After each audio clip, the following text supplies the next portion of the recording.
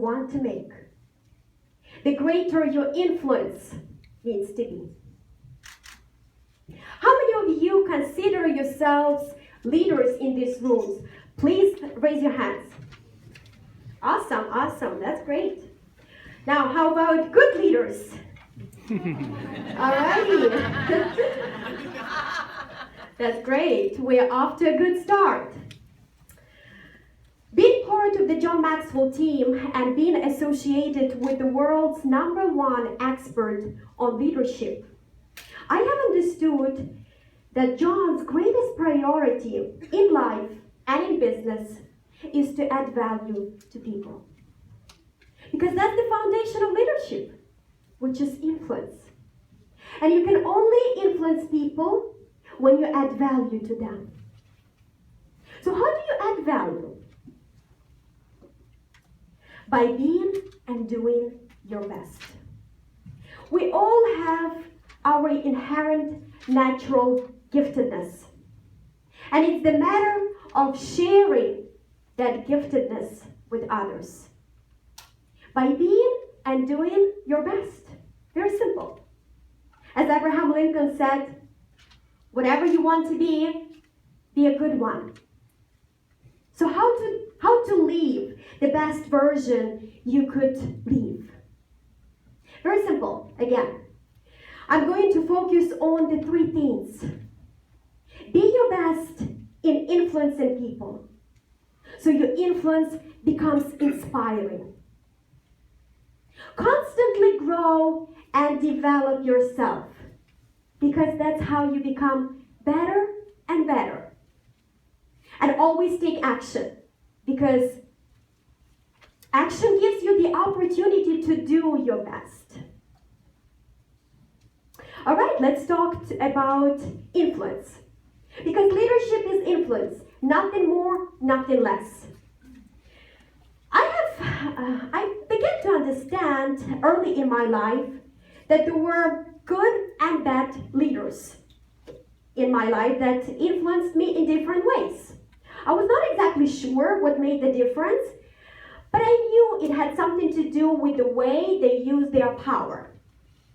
There were those who were authoritative, self-arrogant, conceited people who were just concentrated on their own interests, on their own pursuits. They were just given orders and operating in the threats and punishment mode. Those leaders were various teachers, managers, bosses.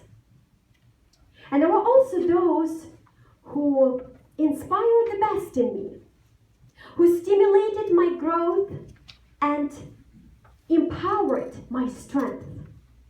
There were good and bad leaders. How many of you can relate? Have you had those examples of good and bad leaders in your life? Okay, good.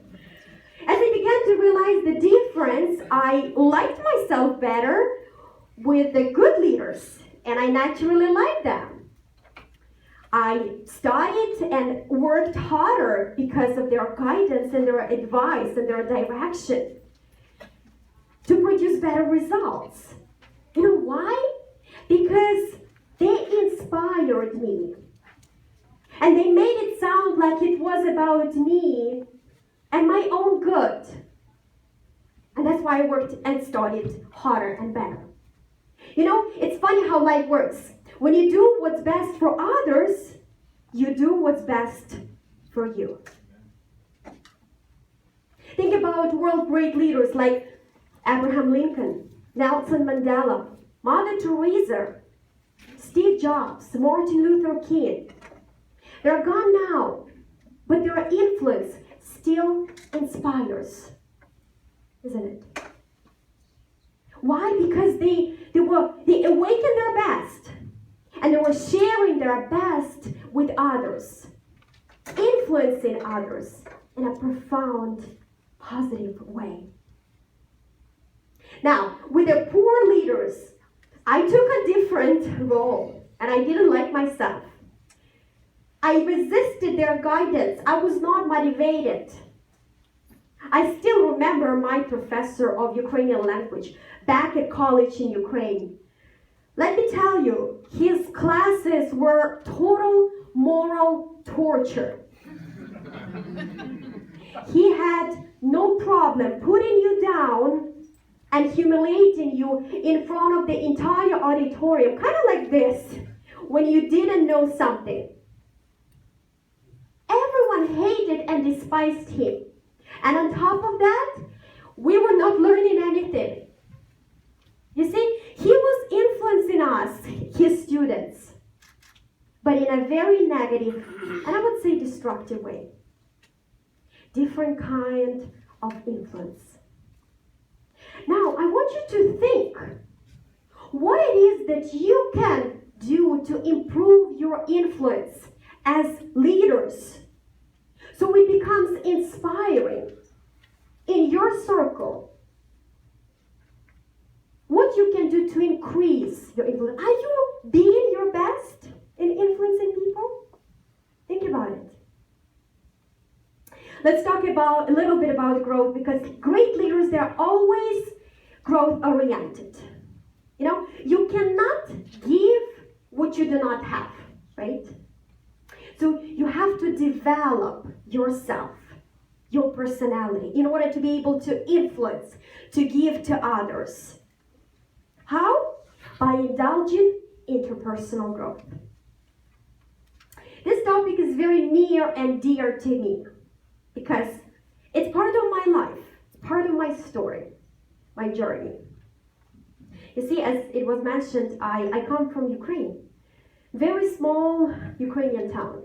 And if you don't know what a small Ukrainian town is, you're lucky. You don't really want to know. It's not fun at all. Whenever I say that it's not about resources, but always about resourcefulness, I really mean it. Because we didn't have any resources. For example, we had a running water, meaning we had to run for it. We didn't have hot or cold water inside. We didn't have toilet inside. I mean, you get the picture of no resources, right? And it was tough. It was hard to survive. I'm not even talking about thriving. And what I learned very quickly, that you cannot change the outside circumstances. No matter how hard I tried, I would only frustrate myself. But what you could do, you can always change yourself. Develop that resourcefulness. And if you don't have something today, you might get it tomorrow, based on who you are, by being and doing your best. And that's what I did. I started learning and growing and developing and improving myself. And that allowed me to pave the way from a small Ukrainian town where people don't go anywhere, all the way to the land of opportunities. It sounds cliche, but that's what it was. That's what it is back in Ukraine. And I was happy and surprised to find out that whenever I would change something within me, the outside circumstances would change. I would meet the right people, I would get the right opportunities. You see, things have to change in you for things to change for you. And that's where the personal growth comes into place. Because people pray for the right time and the right circumstances to come. But the real question is, are you the right person to benefit from those opportunities? Are you developing yourself enough? So what can you do to grow yourself? Well, I found in my life, that has worked in my life, and I'm sure I'm not going to say anything new, but sometimes it's important to repeat things. Good habits and never stop learning. Because we all have uphill hopes, right? Don't we? But the majority of people, unfortunately, have downhill habits. And if you have uphill hopes, But downhill habits, you will never conquer that distance to go uphill. Good or bad habits always produce results. So if you want to change your results in the outside world, you've got to change your habits. And the next thing is learning. Never stop learning, because it's by learning and growing every day we become the champions we want to be. Have open beginner's mindset. Ask questions. Be curious. Read books. Spend time around people, kind of like this environment where you can learn from. I acknowledge you for showing up today at this amazing opportunity to learn and grow. And I hope that you are learning something. If not, you still have a couple of workshops to go to and you will catch up. But think for yourself what you can do to become better. Because great leaders, they have that mindset that to always grow and develop themselves. So that their best today is better than their best yesterday. Does it make sense? How many of you follow? Okay. Because it's all about growth. And I want you to think for yourself what you can do right now to improve yourself. Maybe reading that book, going to that seminar, participating in that workshop, whatever it is that will elevate you. And finally, action. Nothing stirs more energy like massive action. And great leaders, they're always proactive. They always take action. They make things happen. They're intentional, willful, consistent. Recently, I read a book about Elon Musk, the inventor of PayPal, SpaceX, SolarCity, Tesla cars. You know, he's just one of those people who changed the course of history. He doesn't just want to reach success and make money, become famous. He wants to change the world. And he's successfully doing it. He once said, I wish I could skip time for eating meal and work all the time. I was like, whoa, that's pretty cool. Talking about commitment to action, like, I'm wasting my life away. Of course, the guy is ruthless in vision and unstoppable in action. And most of his results came because he's always on the move. He's always trying things. He's always doing stuff. It doesn't mean that he doesn't fail. Of course, he has failed more than anyone else. But because of that persistence and that resilience, he doesn't stop. He's always taking action.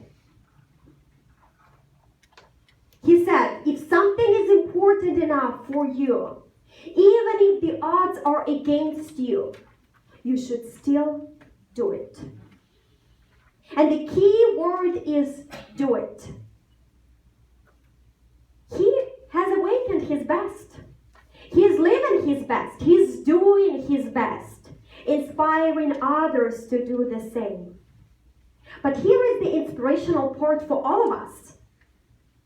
We all were created out of the same cloth. We all come from greatness. Meaning we have that greatness within us. But the real question is, what are you doing to awaken that greatness?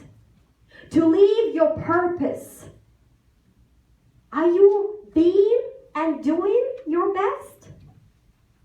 That's the real question.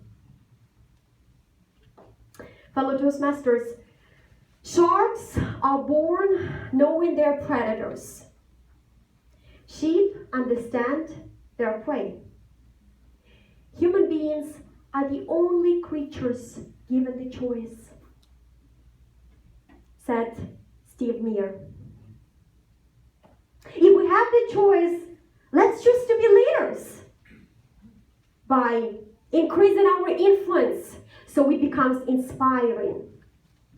By growing and developing ourselves so we become better and better. And by constantly taking action so we do our best. Like I said, the only worthwhile things are uphill. And it's so much better to enjoy the view from the top. And it's even better to have people around you to share that excitement with. People who love and respect you because you make a difference in their lives. I agree with Ken Venturi, who said, I don't believe you have to be better than anyone else. But I do believe that you have to be better than you ever thought you could be. Hello, Toastmasters. Awaken your best, be your best, and live your best. Madam Toastmaster.